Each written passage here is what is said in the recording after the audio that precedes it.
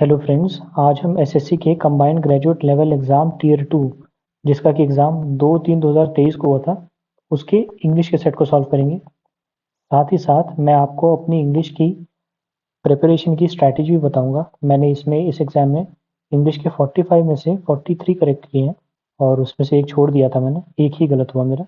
तो मैं आपको अपनी ये स्ट्रैटेजी बताऊंगा।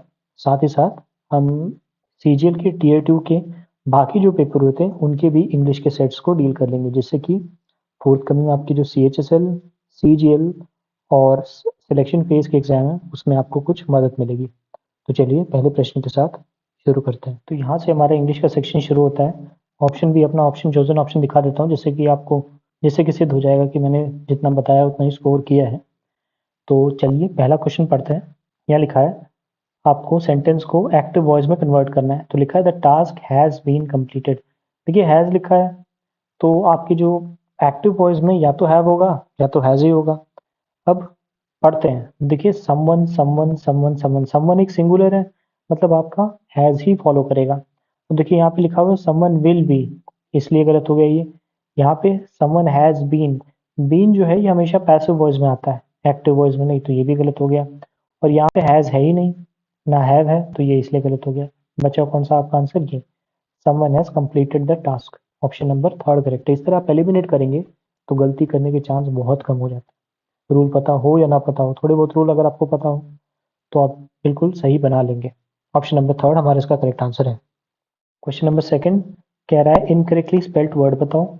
तो जब आप रफली देखेंगे तो आपको यहाँ पे जो सिस्टमैटिक शब्द है ये गलत दिखेगा। इसकी स्पेलिंग होती है SYSTEMATIC। यहाँ पे आप देख सकते हैं जो ई लिखा है यही गलत है, यहाँ पे ए होगा। ऑप्शन नंबर थर्ड हमारा करेक्ट है। थिंक मतलब सोचना होता है, अटेम्प्ट मतलब जैसे आप क्वेश्चन अटेम्प्ट करते हैं वो, और फिलोसफी मतलब study of ideas. Option number third correct है। क्वेश्चन नंबर थर्ड आपको एरर स्पॉट करना है। तो माय फादर गेव अप, यहाँ पे देखिए गिव अप लिखा है, जब आप पढ़ेंगे तो ही आपका गिव अप आएगा। गिव अप स्मोकिंग होना चाहिए यहाँ पे। गिव अप मतलब छोड़ देना, मतलब कि मेरे पिताजी ने स्मोकिंग छोड़ दी थी when I was 12 years old, जब मैं 12 साल का था। ऑप्शन नंबर फोर्थ आपका करेक्ट आंसर होगा। अब इस बार की जो ये जो जंबल सेंटेंस आए थे ये बहुत बड़े बड़े आए थे, तो ये थोड़ा सा टाइम टेकिंग था। तो इसको पढ़ते हैं। जंबल सेंटेंस है ये। देखिए शुरुआत जब आप इसे रफली पढ़ेंगे तो शुरुआत आपकी डी से होगी, आपको पता चलेगा। Ethical questions related to health, health care and public health cover topics as diverse as moral issues around reproduction, state obligation in the provision of healthcare services and appropriate measures to control infectious disease। कुछ कुछ ये health related पूरा इसमें deal किया हुआ है, मतलब बताया हुआ है। एथिकल क्वेश्चंस जो कि हेल्थ या हेल्थ केयर से रिलेटेड है और पब्लिक हेल्थ को जो कवर करते हैं, जैसे बहुत सारे डाइवर्स मॉरल इश्यूज होते हैं रिप्रोडक्शन से रिलेटेड, या स्टेट ऑब्लिगेशन मतलब जो आपकी जो स्टेट है या जो कंट्री है उसको जो हेल्थ केयर के लिए फैसिलिटीज प्रोवाइड करनी होती है, और इन्फेक्शियस डिजीज को कंट्रोल करने के लिए अप्रोप्रिएट जो मेजर्स लेने होते हैं उनके बारे में बताया गया है। ऑप्शन नंबर डी पे। इसके बाद आते हैं हम सी पे। recent formal efforts to articulate international standards of ethical application to health and healthcare can be traced to the Nuremberg trials of 1947, during which the horrors of Nazi medical experiment came to light। अब देखिए recently कुछ efforts दिए गए जिससे कि international standards जो होते हैं इसके एथिक्स के, जो कि हेल्थ और हेल्थ केयर से रिलेटेड होते हैं, और ये कब के हैं? ये 1947 में न्यूरेमबर्ग ट्रायल्स हुए थे, जिसमें कि हॉरिफिक एक्सपेरिमेंट्स किए गए थे नाजी द्वारा। उसी के तर्ज पे आगे चल के एक मेडिकल स्टैंडर्ड बने जिससे कि प्रॉपर हेल्थ और हेल्थ केयर लोगों को मिल सके। इसके बाद जब आप पढ़ेंगे तो देखिए यहाँ पे मेडिकल ट्रायल्स के बारे में लिखा है, और यहाँ पे भी देखिए यहाँ ट्रायल्स के बारे में लिखा है, इसलिए सी के बाद ए होना लाजमी है। अब देखेंगे आप सी के बाद ए इसमें भी नहीं है, सी के बाद ए इसमें भी नहीं है, सी के बाद ए इसमें भी नहीं है, सिर्फ इसी एक में है। तो इस तरह से ही मैंने एग्जाम में इसे खोज पाया था। तो इस तरह से हमारा थर्ड आंसर बैठेगा। The principal that emerged from those trials, known as the Nuremberg Code, are broadly applicable to many types of health related research involving human participants, including clinical trials. तो देखिए ये जो न्यूरमबर्ग ट्रायल्स है उस पे हो सकता है उस वक्त पे बहुत सारा जो एक्सपेरिमेंट है वो ह्यूमन बींग्स पे किया जाता हो, और क्योंकि ह्यूमन बींग्स पे आप डायरेक्टली टेस्ट नहीं कर सकते बहुत सारी चीज़ें, वहाँ पे कुछ स्टैंडर्ड्स बने होंगे जिससे कि पहले कोई चेक जो है वो पहले किसी एनिमल पे करेंगे, जस्ट लेट्स सपोज रैट पे करेंगे, फिर ह्यूमन का जो सबसे क्लोज्ड स्पीशीज होता है वो, जैसे कि मंकीज या चिंपैंजीज पे करेंगे, फिर ह्यूमंस पे करेंगे, इस तरह के कुछ स्टैंडर्ड्स इवॉल्व किए गए होंगे, उसके बारे में बात की जा रही है। और लास्ट में ऑप्शन नंबर बी कह रहा है the growing breadth and complexity of contemporary health challenges have produced a range of difficult questions that cannot always be adequately addressed by relying exclusively on existing policies, guidelines और code of conduct। मतलब कह रहा है कि जो अब की जो जैसे जैसे कॉम्प्लेक्सिटी बढ़ गई है और हेल्थ के जो चैलेंजेस आ रहे हैं, जिस जो नए नए तरह के जो क्वेश्चंस पूछते हैं हमसे, उनको पुराने जो सारे जो मेथड्स हैं और पुरानी जो गाइडलाइंस है उसके द्वारा एड्रेस नहीं किया जा पा रहा है, तो उसमें रिफॉर्म्स की आवश्यकता है। तो इसीलिए ऑप्शन नंबर थर्ड हमारा करेक्ट आंसर होगा। समय लगेगा इस तरह के क्वेश्चन को पढ़ने के लिए, समझने के लिए, पहले आप समझ पाएंगे उसके बाद ही लिख पाएंगे। तो इस तरह के जो क्वेश्चन आएंगे एग्जाम में नेक्स्ट टाइम, सीजीएल में, सीएचएसएल में, पहले तुरंत अटेम्प्ट ना करें, इन्हें छोड़ दें, जब सारे हो जाएं तब इन पे डील करें, क्योंकि ये समय लेंगे और समय लेंगे तो ही सही होंगे। ऑप्शन नंबर थर्ड हमारा करेक्ट है। क्वेश्चन नंबर फिफ्थ कह रहा है वन वर्ड सब्सटीट्यूशन बताओ इसका। A person who admires himself और herself too much specially their appearance, मतलब जो अपने अपीयरेंस के बारे में खुद एडमायर करता है, वो अपने आप को बहुत ज़्यादा पसंद करता है, तो उसके लिए शब्द होता है नार्सिसिस्ट। तो नार्सिसिस्ट मतलब someone who admires himself too much. Egoist मतलब जो जो खुद बहुत ईगो, जिसके अंदर बहुत ज़्यादा हो, सेल्फ सेंटर्ड हो, बहुत ज़्यादा अपने फ़ायदे के बारे में सोचे। सेल्फिश क्या मतलब जो ज़्यादा अपने फ़ायदे के बारे में सोचे वो तो सेल्फिश है, मतलब जिसके अंदर बहुत घमंड हो वो ईगोइस्ट हो जाएगा। और डिक्टेटर मतलब कि शासक, या वो जो जो शासन करे, एब्सोल्यूट रूल रखे, जैसे कि हिटलर। तो ऑप्शन नंबर थर्ड हमारा करेक्ट आंसर है। Question number six, fill in the blanks. A good leader should be ready to dash criticism. क्या, किस तरह का ready to what criticism, ready to face, मतलब कि आलोचना के लिए हमेशा उसे तैयार रहना चाहिए, उसके लिए हम फेस क्रिटिसिज्म शब्द का इस्तेमाल करते हैं इंग्लिश में। ऑप्शन नंबर सेकंड हमारा करेक्ट है। क्वेश्चन नंबर सेवन कह रहा है इनडायरेक्ट स्पीच में बदलो। तो my brother said to me don't play in the rain. तो देखिए यहाँ पे अगर आप पढ़ेंगे तो देखिए अश्योर्ड में, अश्योर्ड अश्योरेंस क्यों होगा यहाँ पे, तो नेगेटिव सेंटेंस है, तो इसलिए ये तो गलत हो जाएगा। My brother said to me don't play in the rain, इससे अप्रोप्रिएट अगर आप देखेंगे, my brother refuse me to not. अब देखिए यहाँ पे रिफ्यूज भी शब्द दिया हुआ और यहाँ नॉट भी दिया हुआ है, तो इसलिए ये भी गलत हो जाएगा। तो अगर आप इन दो को पढ़ें तो ज़्यादा अच्छा सेंटेंस ये लगेगा, बिकॉज फॉरबेड शब्द किसी को कोई काम करने से रोकने के लिए प्रयोग में लाया जाता है, इसलिए ऑप्शन नंबर फर्स्ट हमारा करेक्ट होगा। My brother forbade me to play in the rain, मतलब मेरे भाई ने मुझे बारिश में खेलने से मना किया। Option number first. Question eight, fill in the blanks फिर से आ गया। The house they bought was dash spacious than their previous house, मतलब जो हाउस उन्होंने खरीदा वो उनके पिछले हाउस से ज्यादा स्पेशियस था। ज्यादा के लिए हम यहाँ पे शब्द यूज करेंगे मोर, कंपेरिजन नहीं हो रहा है पिछले हाउस से इसलिए more. Option number fourth. Question nine, homonym पूछ रहा है फ्रॉम द गिवन ऑपोजिट्स। देखिए होमोनिम वो शब्द होते हैं जो एक जैसे साउंड करते हैं, स्पेलिंग अलग हो सकती है लेकिन साउंड एक जैसा होता है। जैसे देखिए आप रूट, रॉट, रूट, राइट, ऐसे पढ़ेंगे भी बहुत एग्जैक्टली सेम नहीं होता है, लेकिन फिर भी अलग अलग एक्सेंट में सेम ही पढ़ा जाता है। तो which dash does the minister take to reach the assembly. Assembly पहुंचने के लिए मिनिस्टर ने कौन सा रास्ता लिया। रास्ता के लिए जो शब्द होता है वो होता है रूट। ये रॉट मतलब खराब होना होता है, ये रूट मतलब जड़ होता है, और इस राइट का मतलब होता है दंगा फसाद। ऑप्शन नंबर फर्स्ट हमारा करेक्ट आंसर है। इसके बाद फिर से जम्बल्ड सेंटेंस आ गया, पढ़ते हैं। तो जब आपसे रफली पढ़ेंगे तो आपको पता चलेगा।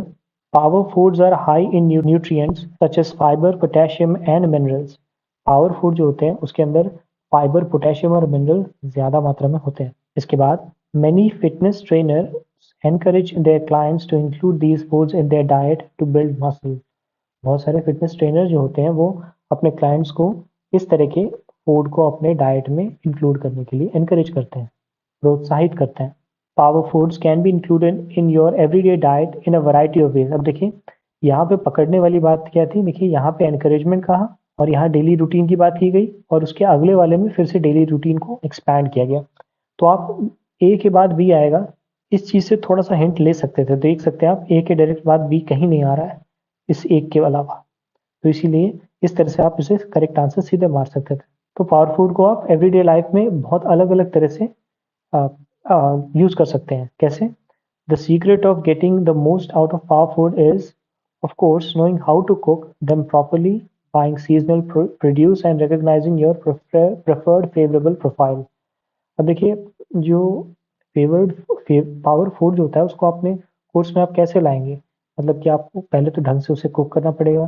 सीजनल प्रोड्यूस मतलब जो सीजन में अलग अलग तरह की सब्जियां आती है उनके साथ इंक्लूड करना पड़ेगा और अपना फ्लेवर पहचानना होगा। ऑप्शन नंबर थर्ड हमारा करेक्ट आंसर है। क्वेश्चन नंबर 11 में इनकरेक्टली स्पेल्ड वर्ड पूछ रहा है, तो अगर आप ये वाला शब्द देखें ये गलत है। इसकी सही स्पेलिंग होती है DECEDENT। डिसीडेंट मतलब होता है कोई मर गया हो, जो अ डिसीज्ड पर्सन। और डिसीज्ड मतलब भी होता है मरा हुआ। डिसेंडेंट मतलब होता है वंशज। और डेसिमेट का मतलब होता है kill a large number of people at a time. People, plant या एनिमल, किसी के लिए भी ये यूज हो सकता है। तो ऑप्शन नंबर सेकंड हमारा करेक्ट आंसर है। Question number 12, fill in the blanks. Vishal is going to read the story dash. Read a story allow, allow मतलब अनुमति देना, गलत लग रहा है। लोड, रोड मतलब वजन होता है या भार। और अलाउड मतलब किसी को फिर से अनुमति देना। तो यहाँ पे जब आप स्टोरी पढ़ेंगे तो आप जोर से बोल के पढ़ेंगे, इसीलिए अलाउड शब्द सबसे अप्रोप्रिएट है। Option number second. Question number 13, passive voice में कन्वर्ट करने को कह रहा है। तो देखिए we can buy books online from Amazon, present tense की बात हो रही है। देखिए यहाँ पे वर आ गया गलत, कुड आ गया फिर गलत। देखिए books are bought online from Amazon. अब यहाँ पे कैन शब्द का इस्तेमाल किया गया है, तो यहाँ पे हमारे आंसर में भी कैन होना चाहिए, आर आ गया है इसलिए ये गलत हो गया। देखिए books can be bought online from Amazon, यही अप्रोप्रिएट होगा। इस तरह से मैं अप्रोच करता हूँ क्वेश्चन को और वो अक्सर करेक्ट ही होते हैं। ऑप्शन नंबर फोर्थ हमारा करेक्ट आंसर है। क्वेश्चन नंबर 14 पूछ रहा है अंडरलाइन फ्रेज, मतलब ये हमारे पास जो है उसके लिए इडियम पूछ रहा है ये। My father's office is at a close distance from home. Is at a close distance मतलब एट अ स्टोन्स थ्रो, मतलब बहुत ही पास। और फ्रॉम हैंड टू माउथ मतलब किसी तरह जीवन व्यापन करना, बहुत ही दरिद्रता में, बहुत कम पैसों में। पार्ट एंड पार्सल मतलब एसेंशियल थिंग ऑफ समथिंग। जैसे कि फॉर एग्जाम्पल पहले के टाइम में पार्ट एंड पार्सल में आपके साथ मोबाइल के साथ ईयरफोन होता था, या पार्ट एंड पार्सल के तौर पे आप कह सकते हैं मोबाइल के साथ आपको एक चार्जर तो चाहिए ही। मतलब फोन ले लिया आपने और चार्जर ना हो तो फिर वो तो अधूरा रह गया ना। तो पार्ट एंड पार्सल मतलब something which is essential to another thing. उसके बाद एट 6 एंड 7 मतलब बेमेल और बेढंगा होना, मतलब ना 3 में ना 13 में जो होता है ना, वैसा करके जो हिंदी में हम पढ़ते हैं। मतलब डिसऑर्डरली या एकदम कंफ्यूजिंग, सब कुछ इधर उधर होना, मतलब कोई भी व्यवस्थित ना होना। ऑप्शन नंबर सेकंड हमारा करेक्ट आंसर है इसका। क्वेश्चन नंबर 15 कह रहा है अंडरलाइन सेगमेंट को सही करने के लिए, तो Edward second is tragic than some other plays by the dramatist. अब देखिए यहाँ पे इज ट्रेजिक लिखा हुआ है, तो यहाँ पे द मोस्ट ट्रेजिक कह सकते थे, लेस ट्रेजिक देन ये ज्यादा अप्रोप्रिएट है, एज लीस्ट ट्रेजिक एज। तो देखिए यहाँ पे सबसे अप्रोप्रिएट जब आप पढ़ेंगे भी ना तो इसके साथ सबसे बेहतरीन बैठेगा। Edward Edward second is less tragic than some other plays by the dramatist, मतलब जो उसके दूसरे ड्रामेटिस्ट के अलग जो दूसरे प्लेस थे उसमें एडवर्ड सेकंड जो है वो थोड़ा कम ट्रेजिक है, थोड़ा सा मतलब उसमें कम ट्रेजिडी वाला पार्ट है। तो इसीलिए ऑप्शन नंबर थर्ड सबसे अप्रोप्रिएट बैठ रहा था। ऑप्शन नंबर थर्ड करेक्ट है। Question number 16 one word substitution पूछ रहा है। विलफुल डिस्ट्रक्शन मतलब जानबूझ के किसी बिल्डिंग को या किसी चीज को ध्वस्त करने को हम क्या कहते हैं, सैबोटाज कहते हैं। मतलब जब नोन हो हम क्यों तोड़ रहे, कोई पर्पस रहता है तो उसको सैबोटाज कहते हैं। कंबशन मतलब जब जैसे इंजन में कंबशन होता है तभी तो व्हीकल चलती है, मतलब जलना पेट्रोल के पहुंचने के बाद या किसी भी तरह से आग का लगना। कैलामिटी मतलब आपदा होता है, डिजास्टर मतलब भी आपदा होता है, ये दोनों सिनोनिम्स हैं एक दूसरे के। ऑप्शन नंबर थर्ड हमारा करेक्ट आंसर होगा। क्वेश्चन नंबर 17 पूछ रहा है एंटोनिम शब्द कोलोसल का, तो पढ़ते हैं the colossal building stood amidst the ruins bearing signs of Victorian architecture। अब देखिए कोलोसल बिल्डिंग मतलब कोलोसल शब्द से हम समझ में आ रहा है बिल्डिंग तो छोटी तो होगी नहीं, ऑब्वियसली वो बहुत बड़ी होगी। कोलोसल शब्द का मतलब भी बहुत बड़ा होता है, बहुत बड़ी बिल्डिंग। उसके लिए एक शब्द होगा ऑफ एंटोनिम टाइनी। पॉइंट मतलब होता है ओल्ड फैशंड। नॉर्मस मतलब भी होता है ह्यूज, बहुत बड़ा। और एक्स्ट्रॉर्डनरी मतलब ऑर्डिनरी से भी बेहतर, मतलब बहुत अच्छा। ऑप्शन नंबर थर्ड हमारा करेक्ट आंसर होगा।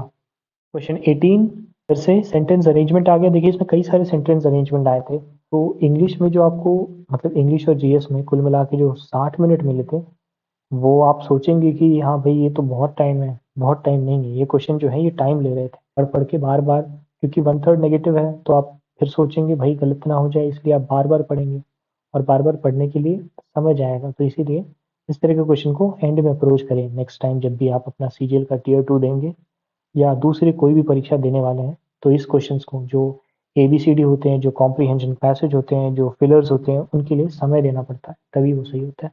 तो पढ़ते हैं। जब आप इसे रफली पढ़ेंगे तो आपको पता चलेगा कि शुरुआत बी से होनी चाहिए। तो देखिए बी वाले दो ऑप्शन ही हैं बस यहाँ पे।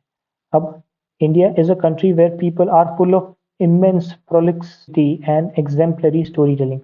प्रोलिक्सिटी मतलब होता है using of too many words, बहुत सारे शब्दों का इस्तेमाल करना। तो इंडिया जाना जाता था अपने स्टोरी टेलिंग के लिए और इलाबरेट टेक्स्ट के लिए, कहने का ये है तात्पर्य। उसके बाद Mahabharata and Ramayana are two greatest example of colossal. देखिए यहाँ पे शब्द फिर से आ गया कोलोसल। तो अगर आपको वहाँ ना भी समझ में आ रहा हो तो यहाँ पे समझ आएगा, क्योंकि महाभारत और रामायण जो है बहुत बड़े बड़े ग्रंथ हैं। Colossal works that unquestionably enjoy the virtue of being peak sources for the cultural ethos of the country। मतलब महाभारत और रामायण बहुत बड़े बड़े एग्जाम्पल्स हैं, बड़े बड़े वर्क का, जो कि है ना कंट्री की वैल्यूज और इथोस को बताता है।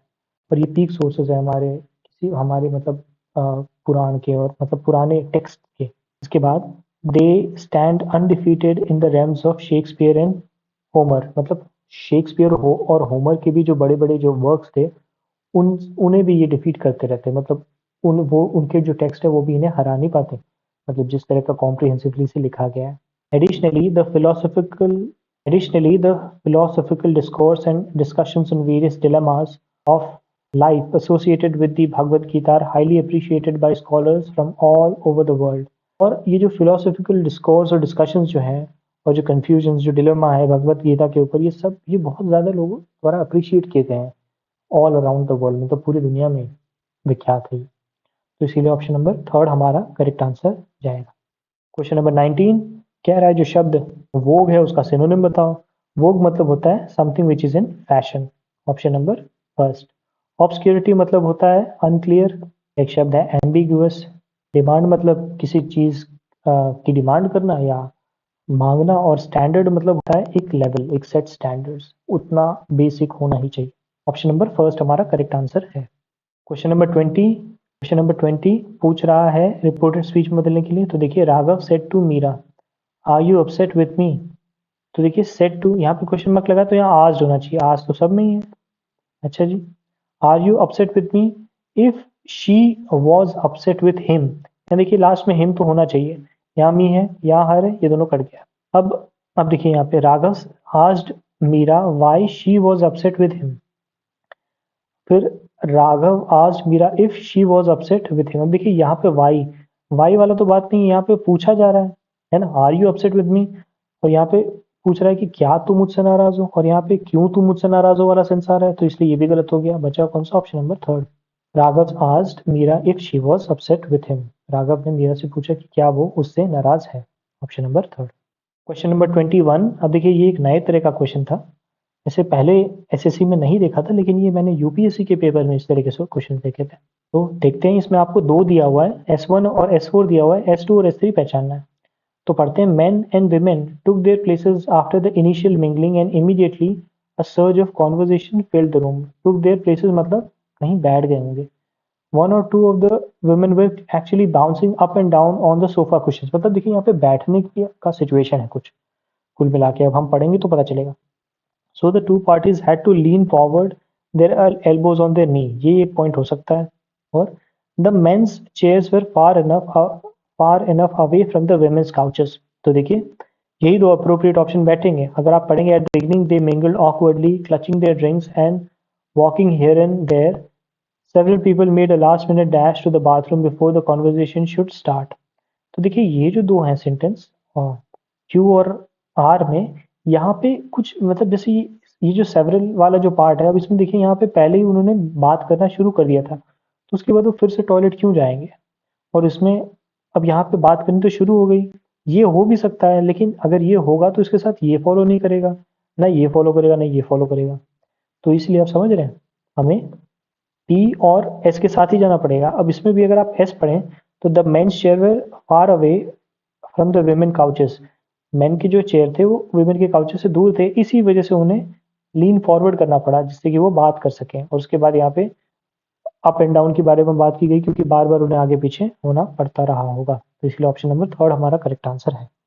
क्वेश्चन नंबर 22 एंटोनिम पूछ रहा है शब्द स्टर्न का। स्टर्न मतलब होता है स्ट्रिक्ट, तो उसके लिए हमारे पास जो शब्द है वो है लीनियंट। लीनियंट मतलब जो होता है जो बहुत ज़्यादा स्ट्रिक्ट ना हो।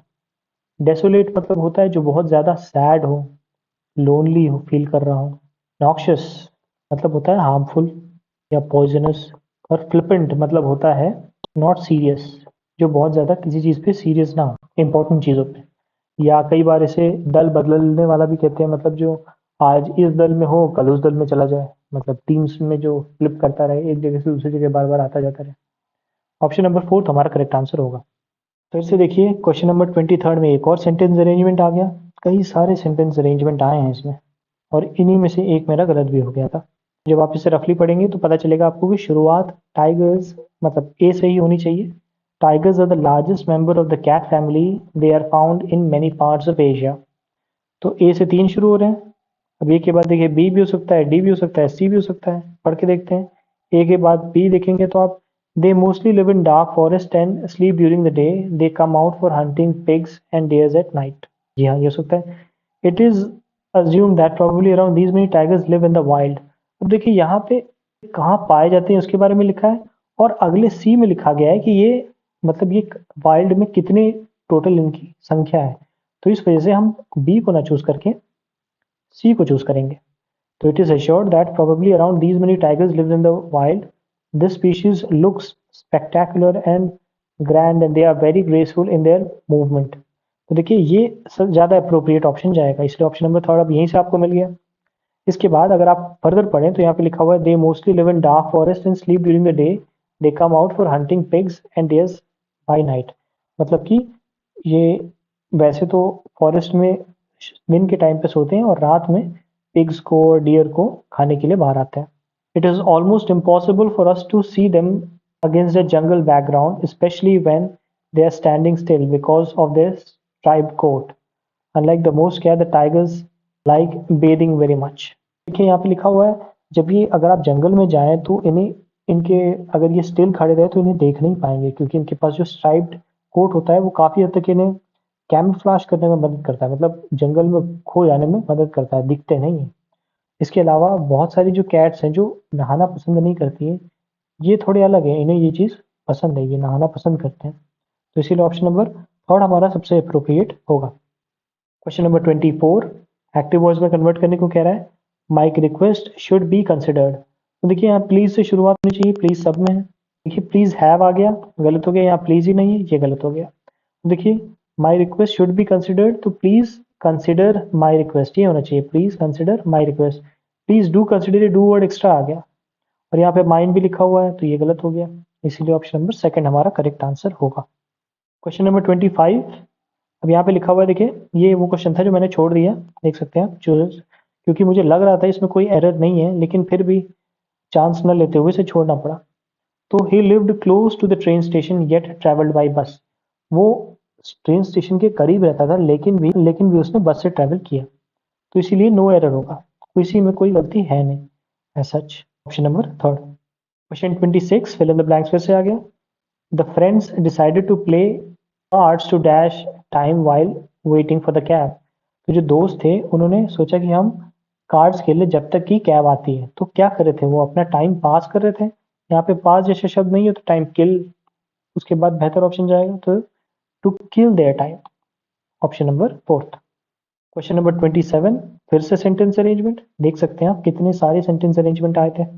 वो जब आप रफली पढ़ेंगे तो आपको पता चलेगा। अब ये वो क्वेश्चन है जो मेरा गलत हुआ था, देख सकते हैं मैंने ऑप्शन नंबर थर्ड चूज किया और ऑप्शन नंबर फर्स्ट हमारा आंसर निकला, मतलब पूरी तरह से गलत। मैंने सी चूज कर लिया और बी से शुरुआत थी। तो पढ़ते हैं।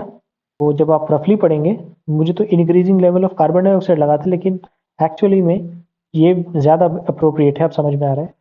Trees help to clean the air we breathe, through their leaves and barks they absorb harmful pollutants and release clean oxygen for us to breathe.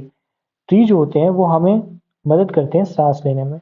उनकी जो लीव्स और बाग्स होता है, मतलब उनका जो छाल होता है और उनका जो पत्तियां होती हैं, वो सारे हार्मफुल पोल्यूटेंट को अपने अंदर एब्जॉर्ब कर लेते हैं और क्लीन ऑक्सीजन देते हैं, जिससे कि हम सांस ले पाते हैं। इसके बाद इन urban environments trees absorb pollutant gases like nitrogen oxide, ozone and carbon monoxide and sweep up particles like dust and smoke. Urban environment मतलब शहरों में क्या होता है, ये अलग अलग तरह के पॉल्यूटेंट्स जैसे कि nitrogen oxide, ozone, carbon monoxide को भी एब्जॉर्ब कर लेते हैं और ये जो डस्ट और स्मोक होता है उसको भी साफ करके रखते हैं। Increasing level of carbon dioxide caused by deforestation and fossil fuel combustion trap heat in the atmosphere.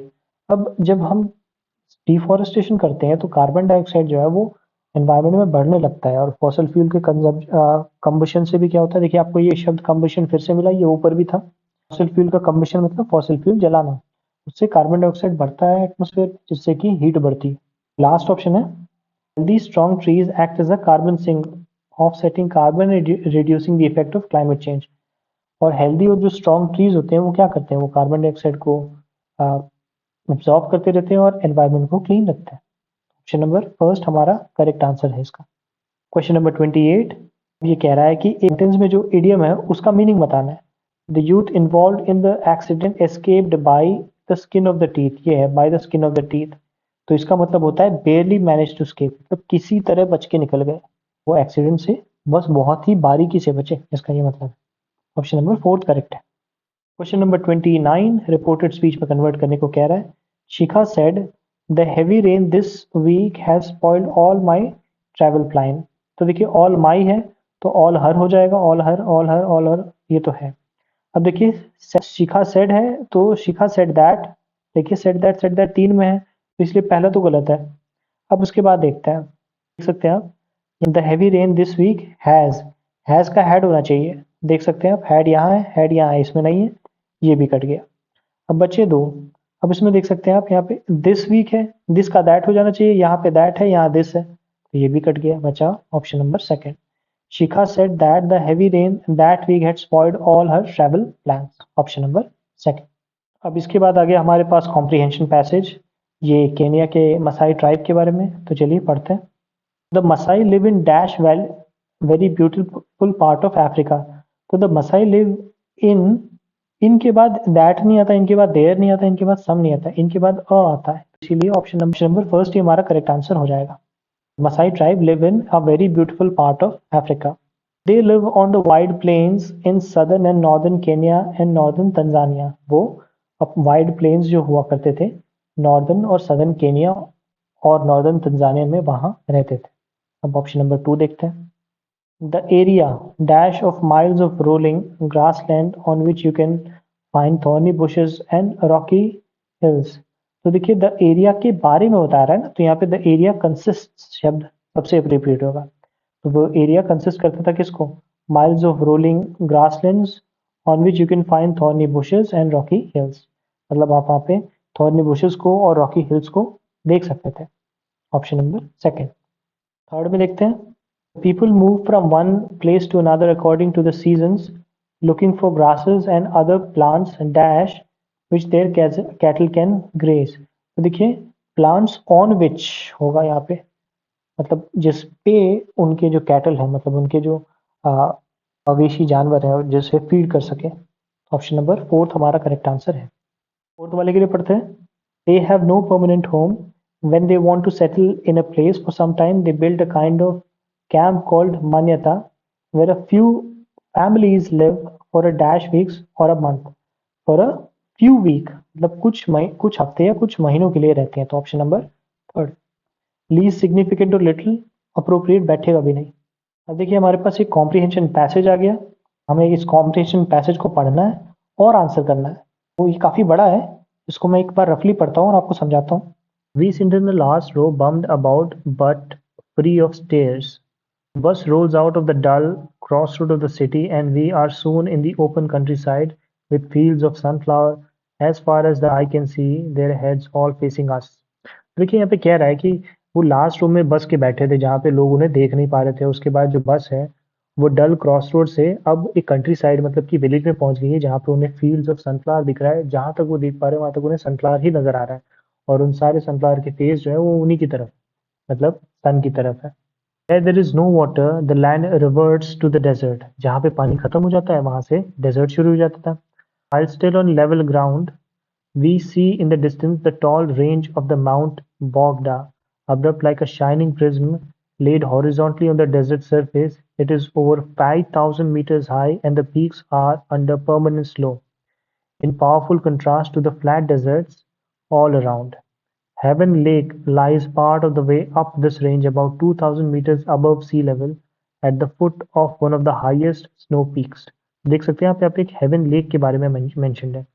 अब यहाँ पे हमने ये पढ़ा कि जहाँ पे पानी नहीं है वहां से डेजर्ट शुरू हो जाता है। लेवल ग्राउंड में आगे चल के उन्हें एक माउंट बोगटा भी दिखता है जो कि एकदम शाइनिंग प्रिज्म की तरह डेजर्ट में दिख रहा है, जो कि 5,000 मीटर ऊपर है और वहां पे परमानेंट स्नो भी दिखता है।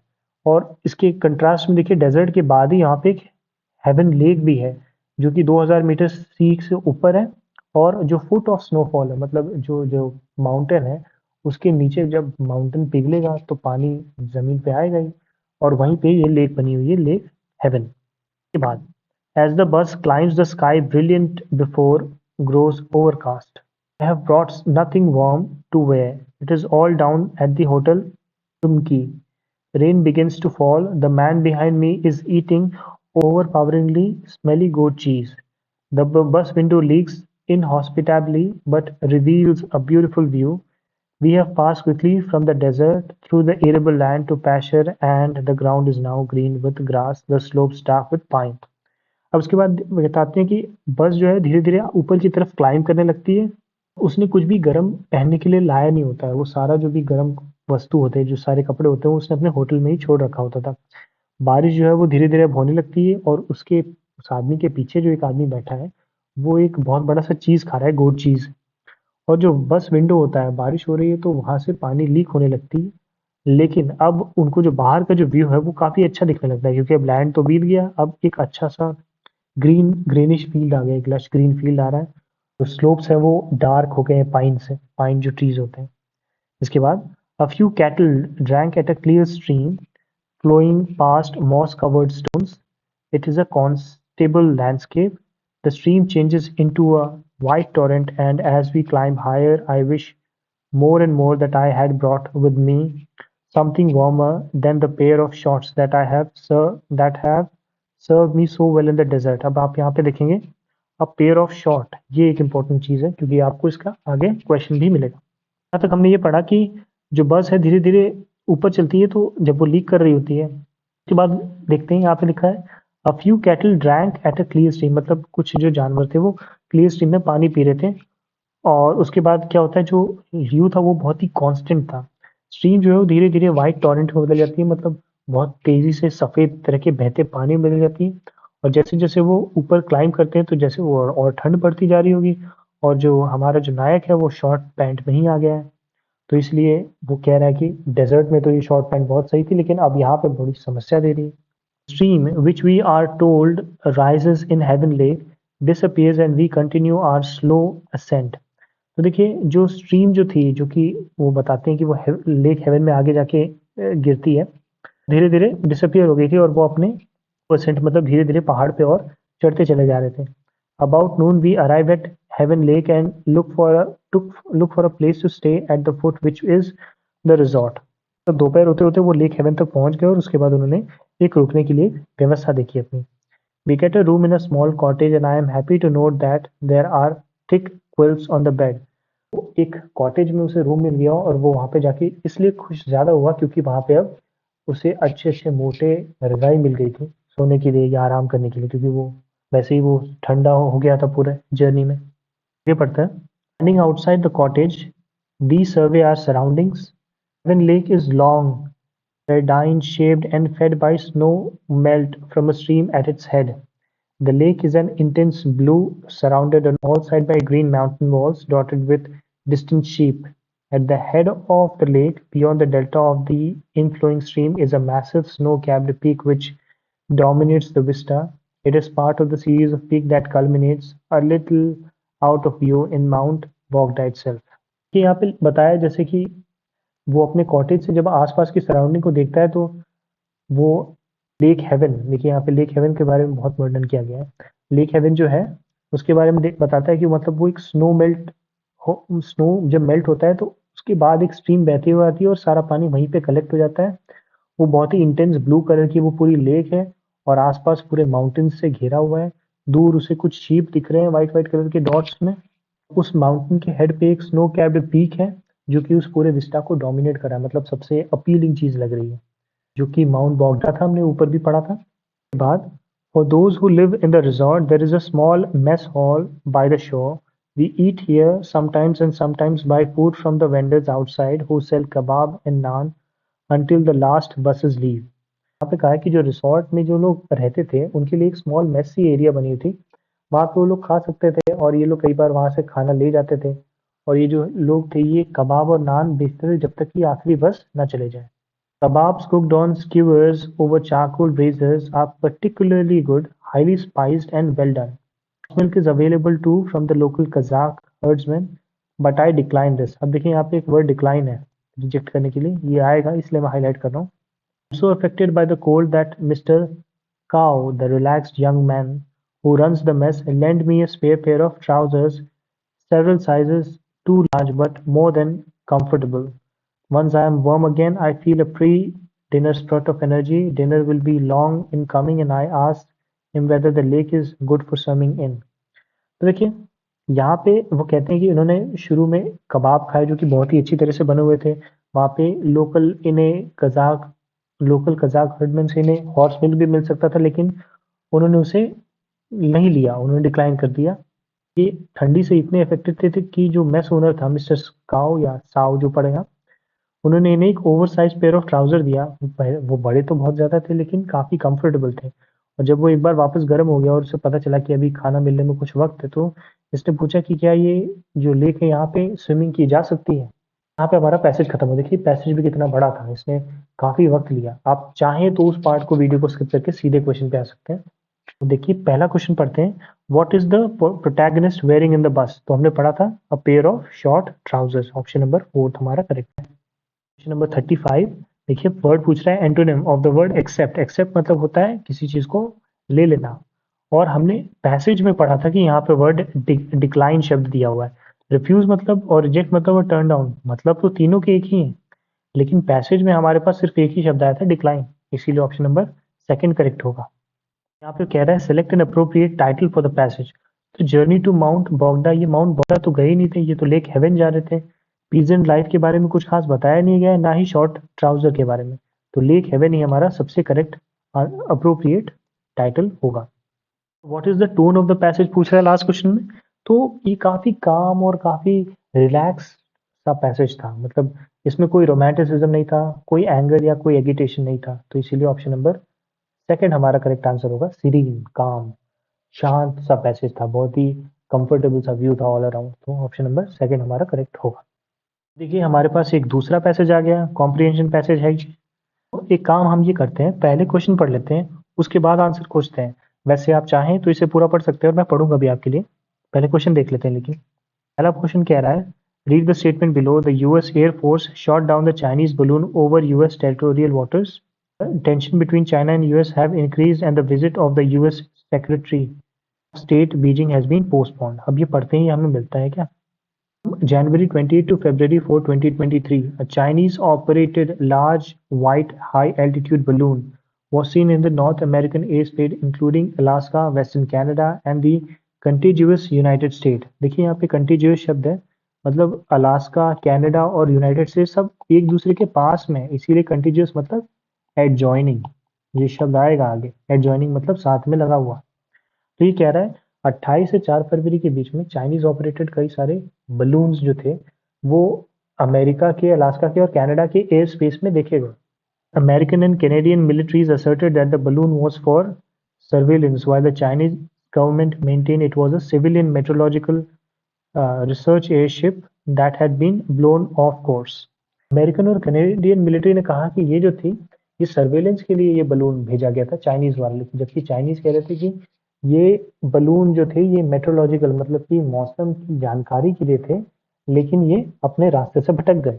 आगे देखिए क्या लिखा है। Analyst said that the balloon's flight path and structural characteristics made it dissimilar from those which have typically been used for meteorological research. तो देखिए यहाँ पे कह रहे हैं कि इसका जो स्ट्रक्चर है थोड़ा सा अलग है। अब यहाँ पे अब अगले में पढ़ेंगे तो एक क्वेश्चन का आंसर मिलेगा हमें। The US department of state said that the balloon was capable of locating electronic communication devices including mobile phones and radios, and that American U-2 reconnaissance aircraft deployed to track the balloon in the air revealed that the balloon carried antennas and other equipment clearly for the intelligence and surveillance and inconsistent with the equipment on board weather balloons। तो देखिए यहाँ पे लिखा है कि जो US department था उसने ये बताया कि ये जो बलून था ये केपेबल था किस चीज़ के लिए, कम्युनिकेशन डिवाइसेस मोबाइल फ़ोन को डिटेक्ट करने के लिए। साथ ही साथ अमेरिका का ये जो U2 रेनेसा एयरक्राफ्ट था उसने बताया कि इसके अंदर इस बलून में कुछ एंटीना लाइक स्ट्रक्चर था जो कि उसे इनकंसिस्टेंट बताता है, मतलब ऐसा नहीं होना चाहिए था कि मतलब एंटीना लाइक स्ट्रक्चर जो है ये सारी चीज़ें किसी मेट्रोलॉजिकल इक्विपमेंट में क्यों होगी, ये नहीं होनी चाहिए थे। तो इसलिए इससे प्रूव होता है कि ये एक मेट्रोलॉजिकल डिवाइस नहीं बल्कि सर्वेलेंस डिवाइस था, सर्वेलेंस बलून था। ये पढ़ते हैं the state department said that the spy balloon was part of a global Chinese military directed surveillance effort in which Chinese spy balloons have flown over more than 40 nations in 5 continents। Department ने US state department ने कहा कि ये Chinese military का एक surveillance वाला एक balloon था जो कि 40 अलग अलग नेशन से भी ट्रैवल कर चुका था। On 4th February, the US Air Force shot down the balloon over US territorial waters off the coast of South Carolina on the order of US President Joe Biden। देखिए हमारा जो पहला sentence है वो यहीं पे मिल गया, आप देख सकते हैं जो हमने ए बी में जो ये पहला वाला पार्ट है वो यहीं पे मेंशन्ड है, शॉट डाउन। इसके बाद debris from the wreckage was recovered from and sent to FBI laboratory in Quantico, Virginia for analysis। The incident increased US-China tensions। The incident prompted US Secretary of State Antony Blinken to delay a diplomatic visit to Beijing, which was set to be his first visit since 2018। तो देखिए यहाँ पे हमारा second वाला भी मिल गया, इस वजह से इन्होंने अपने जो विजिटर्स को पोस्टपोन कर दिया, तो इसीलिए हमारे दोनों ही ऑप्शंस करेक्ट है, ए एंड बी। ये और पढ़ लेते हैं। Also further strained China relations as Canada summoned the Chinese ambassador because of the violation of Canadian airspace। मतलब चाइना और कनाडा के रिलेशन भी खराब हो गए और कनाडा में चाइना के जो रिप्रेजेंटेटिव थे उनसे भी उन्होंने क्वेश्चंस किए। On February 3rd, the US Department of Defense announced that a second Chinese balloon was passed over Latin America, which China also said belonged to it। On 10th February, the Air Force shot another aerial object over US territory at the order of President Biden। मतलब उन्होंने उसके बाद एक और balloon देखा और उसे भी शॉट डाउन कर दिया गया प्रेसिडेंट बाइडेन के ऑर्डर। हम बाकी क्वेश्चंस देखते हैं, हमें तुरंत आंसर मिल जाएगा। इसका आंसर ऑप्शन नंबर 4 था। देखिए अगले में आ गया द वर्ड कंटीजियस। कंटीजियस मैंने आपको बताया था, यहाँ पे दिया हुआ है देखिए, Alaska, western Canada and contiguous United state, मतलब एडजॉइनिंग, साथ में लगता हुआ। सेपरेटेड नहीं होगा, स्प्रेडिंग फैलता हुआ नहीं होगा, फार ऑफ दूर भी नहीं होगा। एडजॉइनिंग शब्द सबसे अप्रोप्रिएट है, ऑप्शन नंबर 4। के बाद how did the US make sure that the balloon flying over it's territory was a spy balloon. तो देखिए यहाँ पे हमने पढ़ा था इसके बारे में, यहाँ पे आप देख सकते हैं including the mobile phones and radios and that American U2 reconnaissance aircraft deployed to track the balloon in the air revealed that the balloon carried antennas and other equipment clearly for the intelligence and surveillance inconsistent with the equipment on board weather balloons। मतलब इस वाली जो balloon था इसमें antenna और दूसरी चीजें थी जो कि सर्वेलेंस के लिए यूज होती हैं, मेट्रोलॉजिकल जो बलून्स होते हैं उसमें उसकी इस्तेमाल नहीं होती है। कंफर्म किया था अमेरिका के ही दूसरे एयरक्राफ्ट ने, तो ऑप्शन नंबर 3 हमारा करेक्ट हो जाएगा। Its reconnaissance aircraft saw the antennas and equipment on the balloon। Passage का लास्ट क्वेश्चन है, the passage is mainly about a Chinese fly balloon flying over US and Canadian territories. ये सबसे appropriate है, strain relationship तो बाद में हुआ है ना। इस तरह China's global military directed surveillance ये कुछ हद तक हो सकता था, लेकिन फिर भी ज़्यादा पूरी हद तक में बात इसमें सिर्फ सर्वेलेंस के बारे में की गई है, जो कि चाइना के बलून अलग अलग जगह पे जाके कर रहे थे। तो इसीलिए ऑप्शन नंबर फर्स्ट हमारा सबसे अप्रोप्रिएट होगा। अब इसके बाद शायद लास्ट एक और पैसेज होगा और उसके 5 प्रश्न और होंगे। देख सकते हैं एक और कॉम्प्रिहेंशन पैसेज है, तो टोटल 3 पैसेज और एक क्लोज टेस्ट, मतलब टोटल 4 पैसेज जैसे ही हैं। इसमें भी आपको काफ़ी टाइम लगेगा। तो इसमें भी एक बार प्रश्न देख लेते हैं। प्रश्न कह रहा था पैसेज इज मेनली अबाउट, ये पैसेज किस लिए है? कहते हैं number of Indian students going abroad for higher studies has increased by this much percent in past year according to the data provided by the Ministry of State in the Minister of State in the Ministry of Education सरकार, मतलब सुबह सरकार ने बताया कि इतने प्रतिशत की इंक्रीज हो गई है उन स्टूडेंट की जो कि इंडिया से बाहर पढ़ने जाते हैं। As per the data provided by him in the Lok Sabha, the number of Indians enrolled in foreign varsities increased from 4.44 lakh in 2021 to 7.5 lakhs in 2022. He clarified that while the Bureau of Immigration and Ministry of Home Affairs maintain departure and arrival data of Indians, there is no index for capturing the category of Indians going abroad for higher education. इन्होंने ये कहा कि number of मतलब increase हुआ है 4.44 लाख से 7.5 लाख का, जो कि फॉरेन विजिट करते हैं इंडियंस। लेकिन इन्होंने ये बताया कि ब्यूरो ऑफ इमिग्रेशन जो है वो इस चीज़ को तो मेंटेन करता है कि कितने लोग जा रहे हैं आ रहे हैं, लेकिन कोई ऐसा इंडेक्सिंग नहीं है कि कौन किस तरह की स्टडीज़ के लिए जा रहा है। Purpose of Indians going abroad for higher education is captured manually based either on their verbal disclosure on the type of the visa of the destination country produced by them at the time of immigration clearance सरकार से। तो ये जो purpose है वो कुछ खास clear नहीं है। एक तो वो मैनुअली पूछने से पता चलता है और दूसरा वो वहाँ पे जब जहाँ पे चले जाते हैं वहाँ पे जो उनका इमिग्रेशन क्लियरेंस होता है वहाँ पे उनके वीज़ा के द्वारा पता चल पाता है। सरकार ने ऐसा कहा। According to the data provided by the ministry, the number of Indian nationals increased from 4.54 lakhs in 2017 to 5.17 lakh in 2018. मतलब इतने लाख से इतने लाख का इंक्रीज हुआ था। There was a significant increase in 2019 as well, with 5.86 lakh students flying out of the country. अब यहाँ पे ये वाला 2019 का जरूरी है। 2019 में 5.86 lakh student कंट्री के बाहर गए थे। However, during the COVID pandemic, the number of Indian nationals in foreign veracity saw a drastic dip as only of 2.59 lakh students were registered. Covid के टाइम पे बस 2.5 लाख लोग ही रजिस्टर कर पाए थे बाहर जाने के लिए, क्योंकि कोरोना का टाइम था, आना जाना भी बंद था। While the number continued to remain low, it saw a slight increase in 2021 with 4.44 lakh registration. 2021 में थोड़ा सा slight increase हुआ 4.44 lakhs. However, the number has significantly jumped to 7.5 lakh in 2022. 2022 तक में 7.5 lakh हो गया। फिर the increase in the number of Indian nationals abroad correspond with the latest immigration reports from some of the popular study abroad destinations such as the US, UK and Australia. तो देखिए यहाँ पे 3 का नाम दिया हुआ है, यूके का दिया हुआ है, यूएस का दिया हुआ है और ऑस्ट्रेलिया का दिया हुआ है। मतलब इन 3 जगहों पे इंडियंस पढ़ने जाते हैं, उनके पॉपुलर स्टडी के डेस्टिनेशंस हैं। For the UK the immigration statistic report states that, देखिए यहाँ पे कौन सी रिपोर्ट है, इमिग्रेशन स्टैटिस्टिक्स रिपोर्ट बताती है कि जो वीज़ाज थे, इतने वीज़ाज मतलब 1,27,731 visa were granted to Indian students in September 2022, an increase of 93,470, मतलब कि 273% अगेंस्ट 34,261 इन 2019। मतलब कि यूके का जो इमिग्रेशन स्टैटिस्टिक्स रिपोर्ट है वो बताता है कि बहुत ज़्यादा लोगों ने यूके में पढ़ने के लिए अप्लाई किया, मतलब 273% लोगों ने और ज़्यादा लोगों ने यूके में पढ़ने की इच्छा जताई। Similarly, in the US, the number of Indian students has more than doubled, and the Open Doors Report 2022 has predicted that the number of Indian students heading to America is likely to surpass those from China in 2022-2023। मतलब ये कह रहा है कि ये जो open door report है ये बता रही है कि